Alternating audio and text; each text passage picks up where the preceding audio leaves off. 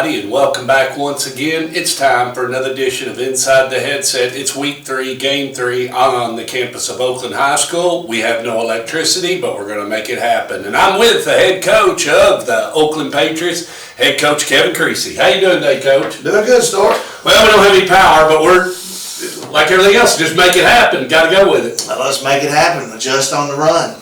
Well, last Friday night, I followed you up to... I believe it was 5 hours and 312 miles we all traveled and went up to Center Grove, and beautiful facilities, unmatched. I mean, I've been doing this for 23 years, and besides, it was better than MTSU. I mean, I don't mean nothing on them, but I mean, it's all brand new.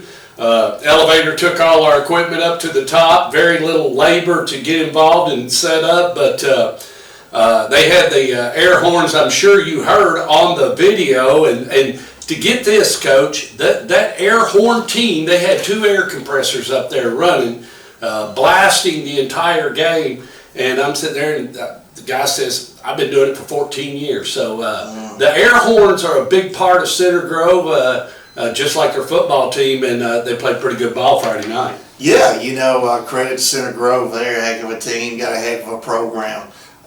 There's a reason why they won 3 state championships in a row, and there's a reason why they got a national schedule. People around there are tired of getting beat by them and refuse to play them, and it's pretty good deal what they got going. I think money's not an object up there. They've got whatever they got on their wish list, they're able to get, and it's pretty impressive. Their facilities, I mean, for crying out loud, they have Olympic trials at their school because they have a full Olympic swimming pool. Wow. They've got an indoor facility that's 2 stories tall, 4 or 5 times the size of our indoor. So it was good to see what all someone with a blank check can write and get provided for. And, you know, it was impressive to see what their football team was as well. Yes, and you battled and played hard, and they battled and played hard, and looked like number 75 was in on just about every play for them. Big Nate Johnson, he's a handful, but quarterback looked like for them, he executed well, and he didn't the week before, but he was playing St. Edwards, and now we know why St. Edwards is who they are. They beat a Carlsbad team pretty bad this past Sunday, and but you know, you said it best. If you want to get better, if you want to be around, and when it comes to playoff times, you're going to have to go play some teams that you know that aren't a homecoming team. Yeah, you know, we felt like we got better playing Center Grove. We felt like we've learned a lot about ourselves. You know, found some guys that could play, found some guys that maybe can't play yet. Hopefully one day down the road they can. So made a couple adjustments, you know, to some guys in the lineup, and a big part of it was, you know, we felt like we hung with them every quarter except the second. You know, Yep. The second quarter was definitely not good for us. 21 unanswered is unheard of around here, but you know, had a little hard time, you know, getting out of our own way at times. You know, had a lot of penalties right in a row. You know, just kept getting behind the chains. 1st and 20. You know, 2nd and 15, just not really our cup of tea, but. You know, just all of a sudden, you know, we're definitely killing ourselves with penalties. And first play of the game, you know, we score a touchdown and we get a penalty. And in my head, I'm probably like some of the kids. I'm like, boy, it's going to be a long night. Yeah. So we had 2 touchdowns called back for penalties. And, you know, that happens sometimes. And you know, we had to overcome it, and we didn't overcome it. You know, we scored on one of them and then had a kick field on another, but had a good, you know, 9-minute drive right out of halftime. You did. Where we thought we could bring it, you know, within a touchdown, make it 21-14. We were hoping before halftime that we could hold them, you know, to 14 points and then get the ball right out of halftime and make the game interesting by tying it up, but gave up too many big plays. You know, we got some older guys in our secondary that are giving up, you know, 50, 60-yard touchdowns, and that's just unacceptable. You know, those guys have been playing back there for a while, and, you know, just not having the eye discipline they needed. The quarterback was really good, but to give him free ones of, you know, like I said, 50 and 60 yards, That's just not how we play, and we always try to make guys earn it. And when we made them matriculate it down the field, they had some problems too. Right. We throw an interception, our defense steps up, 3 and outs them, we get the ball right back. We have a fumble, our defense makes them 3 and out, and we block a punt. That's open football. So we're on their 40-yard line, and we throw a screen to the right, but we get called for holding to the left, and next thing you know, you're on the other side of the 50. Mm-hmm. So a lot of it was self-inflicted, but give those guys credit. Like I said, their D-line had some all-state wrestlers up there. Yes, sir. They were doing a heck of a job. I love their inside backer, number 8. He's just now getting some attention and getting some college attention, and deservedly so. And they got a safety that just, never out of position. Made it hard on St. Edwards. He made it hard on us, and give those guys credit. Big time quarterback going to Duke, made some big time plays, and then at the end of the day, when it was time for us to make plays, we had to settle for field goals or punts. Well, we'll close the chapter on it. It's closed. I mean, but you learned a lot. You said that, and you mentioned to me off camera. Don't be surprised if we go up there and get our tail ends whipped, Stork. I mean, they're really good, and we'll have to play well in all 3 phases of the game. And if we don't, we will be handed a loss. And like you said, a couple of areas we didn't play very well, and we got the loss, just like you quoted. I mean, and you as a coach, there's a lot of coaches I know aren't big enough to say that thing, and come right out and say, hey, if we don't play well, we're gonna, but you look at everything as reality. This is it. This is where we stand, and based off what I know. And so we'll close the chapter on Center Grove and the Trojans. And I do want to say once again, thank you to all the faculty, staff, and administration, and Joe Bronkella and all them. They treated us like royalty, and we appreciate it. Now let's move on. We're week 3, game 3. On the horizon is Haywood, and to get back on the road. And going to be a little less, and I don't want to say, less experienced in some positions, as you've had to adjust the roster a little bit, but it is what it is, and you had to adjust at the game you just played, but you're going to have to have another signal caller and execute this Friday night. Yeah, going on the road for 3.5 hours instead of 5.5 on a bus. So it's a little shorter trip. It's still a pretty long trip. And then, like I said, our quarterback got injured. Kyler, my son, got injured, I think in the first quarter. And I give him credit, he's tough. And, went back out there, played with a broke collarbone, tried to do as good as he could, run around scrambling for his life. He did. So, And 75 chasing him down. I'm telling you, there was a bunch of guys chasing him, but at the same time, I'm just glad he's tough enough to, want to stay in. He was pretty ticked off at halftime that he had to come out. And that he's okay. I mean, you don't want anybody to be permanently injured. He told us that he hurt his shoulder, but he wasn't sure what it was, and so we had time to get it checked out, and the trainer and the doctor both were on the same page, and they're like, this thing's broke.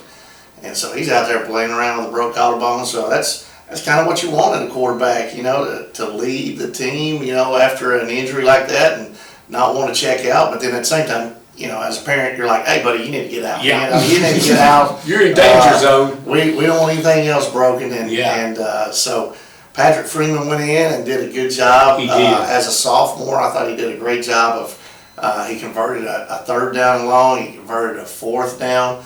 And then right at the end, he throws an interception. Yeah, just a little bit late, but he had a guy, and I saw what he saw, and it's a great decision. Just needs to make it a little bit sooner, and he would have had his first high school touchdown. So we got a lot of faith in Patrick, and then we had a couple other guys that can take the snaps as well. So we should be okay.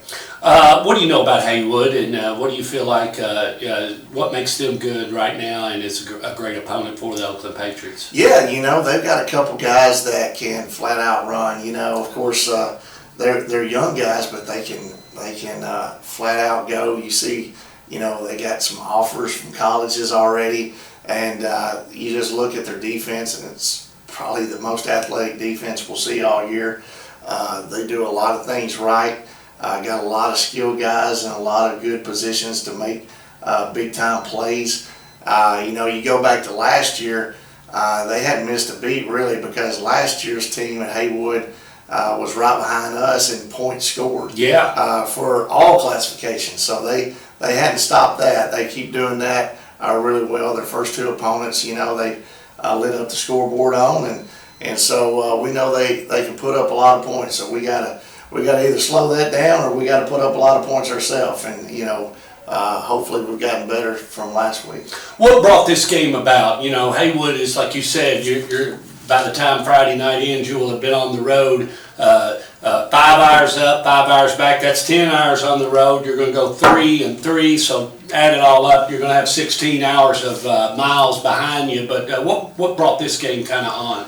Well, first thing, I'm just glad that we're back in the state of Tennessee, and of course, glad we're not playing Eastern time zone. Right. I don't know what the heat policy is in Indiana, but apparently there's not much of one, because it was about 93 at kickoff, and 6 o'clock, the sun's still shining on you, and we're still wide open playing a football game. But at the same time, we're happy it's at 7 o'clock Central Time. Hopefully it'll be a little cooler this week. A little bit better week in the weather. A little better week, no restrictions on our practices. We're actually going outside and stuff like that, so that's been a big plus. But we just want to get back to playing our brand of football, and we're glad that Haywood is having trouble scheduling games too. West Tennessee, there's not a lot of teams that wanted to schedule Haywood, and so we were able to kind of find somebody looking for the same week, and that's how it came about. A few years ago, I think it was 2016, 2017, we had a 2-year contract. So unlike Center Grove, they're going to come to us next year. Yeah, and hopefully we'll be able to get that game on Stork Vision. Yeah. Let's go through some accolades and then get out of here. Any accolades besides Mr. Freeman that you'd like to give to your Oakland Patriots for going up to the Center Grove game? Yeah, I think our kicker's gotten back into his groove. Had a rough first week. He missed more kicks in week 1 than he missed in his whole career. Yeah. You know what I'm saying? You can add all the games up. And so he had a rough week, but Jacob Taylor's now back to where he was. And here's the crazy part. He had a 50-yard punt, 48-yard punt, and then he kicked, I think, a 37-yard field goal.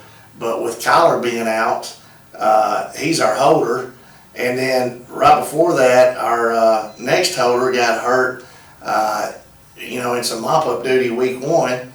Matthew Moore, he's having surgery Friday, and so we were on our third holder. Yeah, not many teams practice with the third holder. Yeah. So you're in. Yeah. Welcome to the ball game, Ashton. Ashton Jones did a heck of a job of putting it on the tee. Like I said, that's a pressure situation where he hadn't got a lot of work at it, and so we were happy that we were able to put points on the board with our kicking game. Okay. Any accolades to the faculty, staff, and administration that made the trip up to Center Grove and supported the Oakland Patriots? Yeah, I'm really impressed with our section of the stands. Of course, their section was full of about 6,000 people. Right. It was pretty impressive. And then I think we had a bunch of fans ourselves. We were really happy with the fan support, and a lot of people came up, and a bunch of people made a weekend of it, so that was pretty neat. Real happy with how our booster club handled everything.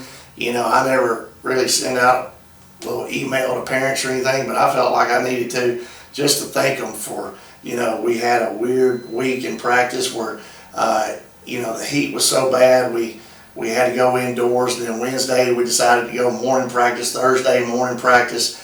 And, these parents, some of them have small children, their kids don't drive yet, some of them have to ride the bus, some of them have to get picked up by coaches, and the parents made it work where they got them all here. I think we had one kid miss out of the whole team on Wednesday, you know what I'm saying? So to get that rolling, a lot of credit's got to go to the parents. Then our booster club did a heck of a job of, getting our hotels lined up, getting a place for us to do a walkthrough up at St. X in Louisville, Yeah.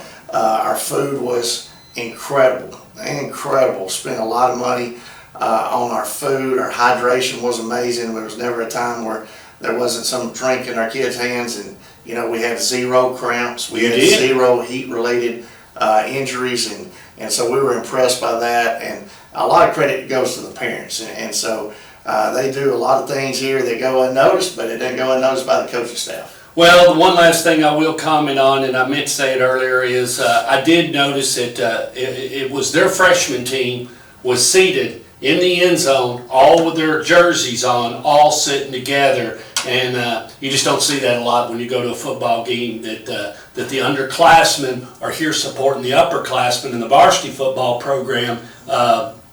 You can tell they've got everything in line to bring the next group up. Yeah, the head coach, man, like I said, he's a good dude. I don't know how many people in Indiana like him, but I like him a lot. I think he's a heck of a guy going through, some health issues and still out there coaching his butt off. But he's had 24, 25 years to get that program the way he wanted it. He's got assistant coaches that have been there 2 decades. And so he's had the resources, but he's also had the help to get things the way he wanted it. And man, he set it up, and they got a good thing rolling there. Yeah, definitely. Well, everybody join up and follow the Oakland Patriots over to Haywood High School. And like Kevin said, that kickoff's at 7 o'clock.